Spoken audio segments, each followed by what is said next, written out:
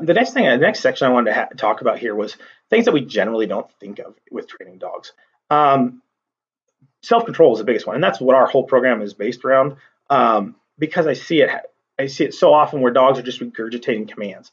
They're not. You tell them sit, they sit. They're just repeating what they were told. They're not thinking. They're not deciding, should I do this or should I go out here? So what I really want you guys to take in today is, the supervision we talked about and consistency, but make sure that the dog understands what's expected of them when you're training them. Don't just tell them sit in, and then they sit and you're like, yeah, good job, that's it. I want them to fully understand what sit means. When I say sit, if they're not paying attention to me and they look at me, they need to be sitting. Hopefully you'll get to the point where you train a dog where they're not looking at you. You tell them to sit and they'll sit. With extended training, everybody should do that. Everybody can do that. It's not difficult. It just takes practice. The idea there is that dog is making that decision, even though they see other distractions all over, a dog, whatever. They're still making that decision to control themselves and do what you asked. The hardest one here is, I'm sure all of you are familiar with, is recall training, getting the dog to come back to you. We're going to talk about that in a little bit here, but it's very important in that situation.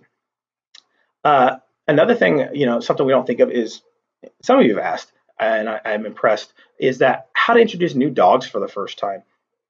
I always tell my clients, and I'm sure some of you have heard this, but when dogs come here, I always say and they stay with us, we don't just throw them in a kennel or in a yard and see what happens. We slowly introduce them. And now that sounds funny. Why would you do that? But that's exactly what the dog park is. I do recommend against dog parks.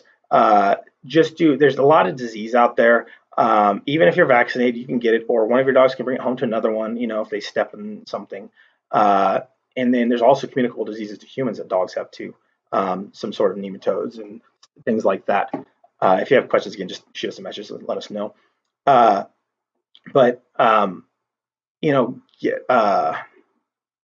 we're introducing new dogs, I don't like the dog park because, that's exactly what we do. We put them in a yard and we see what happens. Most of the time it's okay, but you never know. Especially if you know your dog, you're probably not going to the dog park.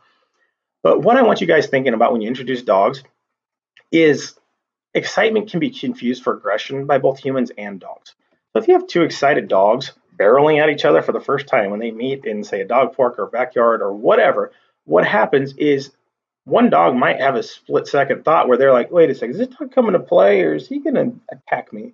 So, and that feeling may go away by the time the dog gets there or not. You never know when it's coming. So when that second dog gets there, the first dog that was thinking that reacts aggressively, even though it's not a non-aggressive dog. Well, if you got bit in the face, what would you do? You're going to react the same way. What are you doing? And bite right back. Now you have a fight that you could have easily prevented by slow exposure. So what I want you to do instead is, number one, take these dogs to a neutral ground. Don't bring a new dog into your home and introduce the dogs there. That dog, your old dog, has their domicile. It's their place. Even if it's not theirs, it's yours, and they're going to protect it for you. That's where they live. That's where they feel safe. They don't want strangers coming in. Think of it the same way. If somebody doesn't tell you they're coming over and they just walk in that you've never met before, you're going to feel violated. It's the exact same thing. So, do this in a neutral place. If your dog normally goes in the backyard, you can use the front yard, or you can go down the block or go to a park, an open park. But what's important here is make sure the dogs are on leashes. That way, if there is a fight of any kind, you can separate them pretty easily without getting bit.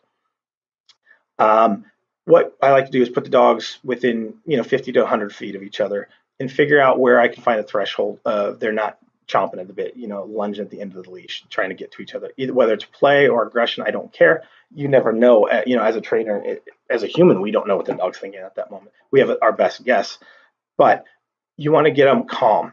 And you're just going to stand there and hang on tight. You don't want the dog pulling you around and jerking you.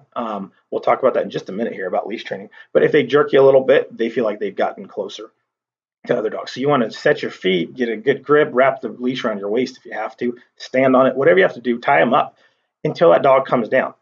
Nothing is that interesting to a dog forever. So what's going to happen is they're going to realize, I can't get to that dog. Now you're here. Maybe I'll pay attention to you. And we want to reward that because they're giving us their attention. I love that because they're saying, what do you want me to do? Well, then we can tell them what we want them to do. The next step, once we have our dog's attention off that dog, then we can start moving forward. It may be only one step you can go before he's lunging at the leash again, or maybe you can go 10 steps. It just depends on your distance. And you have to be dynamic here. That will change. at 100 feet, you're going to be able to go 10 steps. When you get to 10 feet away, you're going to be able to go half steps or inch by inch, and you will see that it's ridiculous. Where the dog, at 10 feet away, will lunge like crazy at this dog, but if you go to 10 feet 2 inches, the dog quits. Again, many of you've probably seen me in training this as well. It seems ridiculous to us, but no, be aware of that. That does exist. And so again, adjust your threshold just as needed. Wait till the dog's calm again. Then when both dogs are calm, you've gotten close enough, let them kind of sniff each other. And then when one of them shows disinterest, immediately separate them. Let them kind of go and think about what they just saw, what they just met. Does this dog sound aggressive?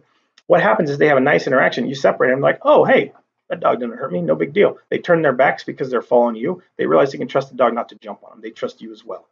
Then you can start letting them do that a couple of times, then kind of let them play on leash. You're going to get wrapped up a little bit. Be agile, unwrap it. In case a fight does break out, you can immediately separate them. The likelihood of having a fight at that point is low unless you have a naturally aggressive dog already. If you do not do these techniques. We do a similar technique, but I don't want anybody getting hurt. Put muzzles on. If you're going to try it at all, give us a call. We can give you some more techniques as well.